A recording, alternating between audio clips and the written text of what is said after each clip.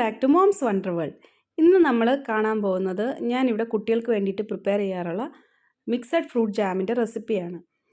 ആദ്യമൊക്കെ പുറത്തുനിന്ന് തന്നെയായിരുന്നു ജാം വാങ്ങിക്കുന്നത്. പിന്നെ സ്ഥിരമായിട്ട് അവർക്കത് വേണം എന്നായപ്പോൾ പുറത്തുനിന്ന് വാങ്ങുന്നതിലും എന്തുകൊണ്ട് നല്ലതല്ലേ വീട്ടിലാക്കുന്നതെന്ന് വെച്ചിട്ട് വീട്ടിലാണ് ആക്കി കൊടുക്കാറ്. അപ്പോൾ ഈ മിക്സഡ് ഫ്രൂട്ട് ജാമിന് വേണ്ടിയിട്ട് ഞാൻ എൻ്റെ കയ്യിലുള്ള കുറച്ച് ഫ്രൂട്ട്സ് എല്ലാം എടുത്തിട്ടുണ്ട്. അതായത് കുറച്ച് ഗ്രേപ്സ് ഉണ്ട്, പിന്നെ 2 ഓറഞ്ച് എടുത്തിട്ടുണ്ട്, പിന്നെ ഒരു 3 ആപ്പിളുണ്ട്, 3 പ്ലം എടുത്തിട്ടുണ്ട്, 2 പിയർ എടുത്തിട്ടുണ്ട്, പിന്നെ അത്യാവശ്യം വലിയ ഒരു മാമ്പഴം എടുത്തിട്ടുണ്ട്. നല്ല പഴുത്ത മാമ്പഴം ആയതുകൊണ്ട് ഒരെണ്ണം എടുത്തിട്ടുണ്ട്. പിന്നെ മാതളം എടുത്തിട്ടുണ്ട്, അതും ഒരെണ്ണം എടുത്തിട്ടുള്ളൂ. അത്യാവശ്യം ജ്യൂസ് അതിൽ നിന്ന് കിട്ടും, അപ്പോൾ അതും എടുത്തിട്ടുണ്ട്. പിന്നെ കുറച്ച് മിക്സഡ് ബെറീസ് എടുത്തിട്ടുണ്ട്. റാസ്ബെറി ഉണ്ട്, ബ്ലൂബെറി, പിന്നെ ബ്ലാക്ക് ബെറി ഉണ്ട്. സ്ട്രോബെറി ഇല്ലായിരുന്നു, അപ്പോൾ അതുകൊണ്ട് അതെടുത്തിട്ടില്ല. പിന്നെ ഇതിൽ വേണമെങ്കിൽ പഴം ആഡ് ചെയ്യാം. അപ്പോൾ എൻ്റെ കയ്യിലെടുത്ത് പഴം ഇല്ലാത്തതുകൊണ്ട് ഞാൻ ആഡ് ചെയ്തിട്ടില്ല. ഇതൊക്കെ കുറേശ്ശെ വാങ്ങിയത് ഇരിപ്പുണ്ടായിരുന്നതുകൊണ്ട് ഇതെല്ലാം ചേർക്കുന്നേ ഉള്ളൂ. ഏതെങ്കിലുമൊക്കെ ഐറ്റം ഇല്ലെങ്കിലും കുഴപ്പമൊന്നുമില്ല, നമ്മൾ ബാക്കിയുള്ളത് അതനുസരിച്ച് ക്വാണ്ടിറ്റി കൂട്ടിയെടുത്താൽ മതി. പൈനാപ്പിളും ആഡ് ചെയ്യാം കേട്ടോ. പക്ഷേ എനിക്ക് ഒരു മോൾക്ക് പൈനാപ്പിളിന് അലർജി ഉള്ളതുകൊണ്ട് ഞാൻ പൈനാപ്പിൾ അധികം വീട്ടിൽ ഉപയോഗിക്കാറില്ല. കൊണ്ടുവന്നാൽ കുട്ടിക്ക് കൊടുക്കേണ്ടി വരുമല്ലോ എന്ന് വെച്ചിട്ട് നമ്മളങ്ങനെ വാങ്ങാറില്ല. അപ്പോൾ നിങ്ങളുടെ കുട്ടികൾക്ക് എങ്ങനെയാണെന്ന് നോക്കിയിട്ട് വേണം നിങ്ങൾ ഫ്രൂട്ട്സൊക്കെ സെലക്ട് ചെയ്യാൻ. അപ്പോൾ ഇനി ഈ ഫ്രൂട്ട്സൊക്കെ ഒന്ന് കഴുകി വൃത്തിയാക്കി കട്ട് ചെയ്തിട്ട് എടുക്കാം. അപ്പോൾ ഫ്രൂട്ട്സൊക്കെ നന്നായിട്ട് കഴുകി പീൽ ചെയ്ത് കട്ട് ചെയ്തെടുത്തിട്ടുണ്ട്. ഇനി നമുക്കിത് ഓരോന്നായിട്ട് നന്നായിട്ട് മിക്സിയിൽ ഗ്രൈൻഡ് ചെയ്തെടുക്കണം. അപ്പോൾ ആദ്യം തന്നെ നമുക്ക് ഈ മാതള നാരങ്ങ തന്നെ മിക്സിയിലിട്ട് നന്നായിട്ടൊന്ന് അരച്ചെടുക്കാം. അപ്പോൾ അതിൻ്റെ ആ ഒരു ജ്യൂസിൽ നമുക്ക് ബാക്കിയുള്ള ഫ്രൂട്ട്സ് എല്ലാം ഇതുപോലെ അരച്ചെടുക്കാം. അതിൻ്റെ ആ ഒരു ജ്യൂസ് ഉപയോഗിച്ചുകൊണ്ട് ഇത്രയും ജ്യൂസാണ് നമുക്ക് മാതള നാരങ്ങയിൽ നിന്ന് കിട്ടിയിട്ടുള്ളത്. അപ്പോൾ ഇത് കുറച്ച് ചേർത്തിട്ട് നമുക്ക് ബാക്കിയുള്ള ഫ്രൂട്ട്സ് എല്ലാം ഒന്ന് അപ്പോൾ നമ്മുടെ പൾപ്പൊക്കെ റെഡി ആയിട്ടുണ്ട്. നമ്മുടെ എല്ലാ ഫ്രൂട്ട്സും ആഡ് ചെയ്തിട്ട് നമ്മൾ എടുത്തിട്ടുള്ള പൾപ്പാണ് കേട്ടോ ഇത്. ഇനി ഇതിലേക്ക് കുറച്ച് മധുരവും കൂടെ ചേർക്കണം. അതിന് വേണ്ടിയിട്ട് ഞാനിവിടെ എടുക്കുന്നത് പനങ്കൽക്കണ്ടമാണ്. കുഞ്ഞുങ്ങൾക്ക് കൊടുക്കാനുള്ളതായതുകൊണ്ട് തന്നെ പനങ്കൽക്കണ്ടമാണ് കുറച്ചുകൂടെ സേഫ്. പക്ഷേ ഈ പനങ്കൽക്കണ്ടം നമുക്കിങ്ങനെ ഡയറക്റ്റ് പൊടിച്ച് ചേർക്കാനൊന്നും പറ്റില്ല. ഇതിൽ കുറേ ഇമ്പ്യൂരിറ്റീസ് ഒക്കെ ഉണ്ടാവും. അപ്പോൾ അതൊക്കെ ഒന്ന് കളയാൻ വേണ്ടിയിട്ട് കുറച്ചൊരു വെള്ളത്തിൽ നമുക്കിതൊന്ന് ഉരുക്കിയെടുക്കണം. എന്നിട്ട് അരിച്ചെടുത്തെങ്കിൽ മാത്രമേ അത് നമുക്ക് യൂസ് ചെയ്യാൻ പറ്റുള്ളൂ. അപ്പോൾ നമ്മുടെ ഇതിന് വേണ്ടിയിട്ടുള്ള അളവ് ഈ ഒരു കപ്പിന് ഒരു കപ്പോളമാണ് ഞാൻ എടുക്കുന്നുള്ളൂ. 1/2 കപ്പ് വെള്ളവും കൂടി അതിലേക്ക് ചേർത്ത് കൊടുത്തിട്ട് നമുക്കതൊന്ന് ഉരുക്കിയെടുക്കാം. 1/2 കപ്പ് വെള്ളം എന്ന് പറഞ്ഞു വെച്ചെങ്കിലും എനിക്ക് കുറച്ചും കൂടെ വെള്ളം ഒഴിക്കേണ്ടതായിട്ട് വന്നു. പക്ഷേ ഇതിന് ശേഷം നമ്മളിതൊന്ന് ഫുള്ളൊന്ന് അലിഞ്ഞതിന് ശേഷം അതൊന്ന് അരിച്ചെടുത്തിട്ട് വീണ്ടും ഒന്നും കൂടെ ഒന്ന് വറ്റിച്ചെടുക്കും. എന്നിട്ട് മാത്രമേ പൾപ്പിലേക്ക് ചേർക്കുന്നുള്ളൂ. കാരണം ഇല്ലെങ്കിൽ അത്രയും കൂടെ വറ്റി വരാൻ നമുക്ക് സമയമെടുക്കും. അതുകൊണ്ടാണ് കേട്ടോ അങ്ങനെ ചെയ്യുന്നത്. ഇനി ഒരു ഹെവി ബോട്ടായിട്ടുള്ള സ്റ്റീൽ പാത്രത്തിലേക്ക് നമുക്കിതൊന്ന് മാറ്റി കൊടുക്കാം. എന്നിട്ട് ആ പനങ്കൽക്കണ്ടത്തിൻ്റെ സിറപ്പും കൂടെ ചേർത്തിട്ട് വേണം നമുക്കൊന്ന് മിക്സ് ചെയ്തിട്ട് അത് അടുപ്പിലേക്ക് വെച്ചിട്ട് ഒന്ന് തിളയ്ക്കുന്ന വരെ നമ്മൾ എന്തായാലും ഹൈ ഫ്ലെയിമിൽ തന്നെ വെച്ച് വേണം ചെയ്യാൻ.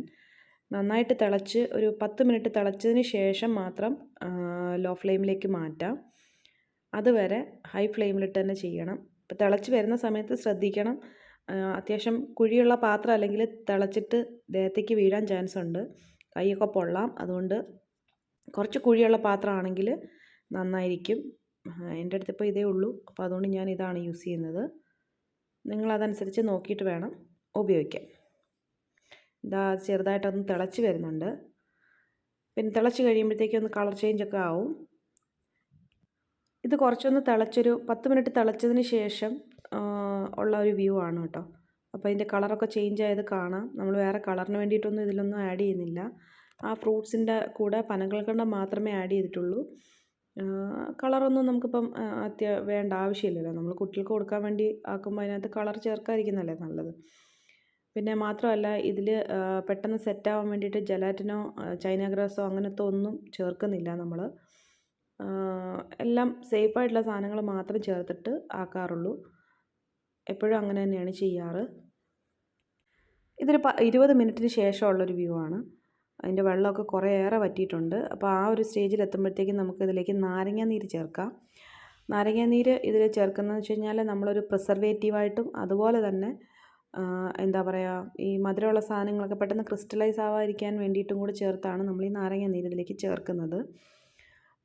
അപ്പോൾ അതിന് ശേഷം നന്നായിട്ട് വീണ്ടും നമ്മൾ ഇളക്കിക്കൊണ്ടിരിക്കുക. കാരണം അതിനകത്ത് വീണ്ടും ഒന്ന് സെറ്റായി വരാനുണ്ട്. അതിന് വേണ്ടിയിട്ടാണ് ഇങ്ങനെ ഇളക്കുന്നത്. ഇതൊരുപാട് നാൾ കേടുകൂടാതിരിക്കും കേട്ടോ. ഞാൻ ഇതിൽ നിന്ന് കുറച്ചെടുത്ത് ടെസ്റ്റ് ചെയ്യാനായിട്ട് വേറൊരു ചെറിയ ബോട്ടിൽ ആക്കിയിട്ട് വെക്കാറുണ്ട്. അപ്പോൾ ഒരു കുഴപ്പമില്ലാതെ ഒരു 6 മാസമൊക്കെ ഫ്രിഡ്ജിൽ ഇരിക്കാറുണ്ട്, പ്രശ്നമൊന്നുമില്ല. ബാക്കിയൊക്കെ അവർ ആ ഒരു സമയം കൊണ്ട് തന്നെ തീർക്കും. നമ്മൾ ഒരുപാട് ഉണ്ടാവും എന്നൊക്കെ വിചാരിച്ചിട്ടായിരിക്കും പൾപ്പൊക്കെ എടുക്കുന്നത്. പക്ഷേ ഇതായി വരുമ്പോഴേക്കിനും വളരെ കുറച്ച് ക്വാണ്ടിറ്റിയെ നമുക്ക് ജാം കിട്ടുള്ളൂ. എങ്കിലും അത് എന്താ പറയുക, വേറെ നാച്ചുറലായിട്ടുള്ളൊരു രീതിയിൽ നമ്മൾ ചെയ്തതായതുകൊണ്ട് സേഫാണല്ലോ. അപ്പം നമുക്ക് കുട്ടികൾക്ക് ധൈര്യമായിട്ട് കൊടുക്കാം.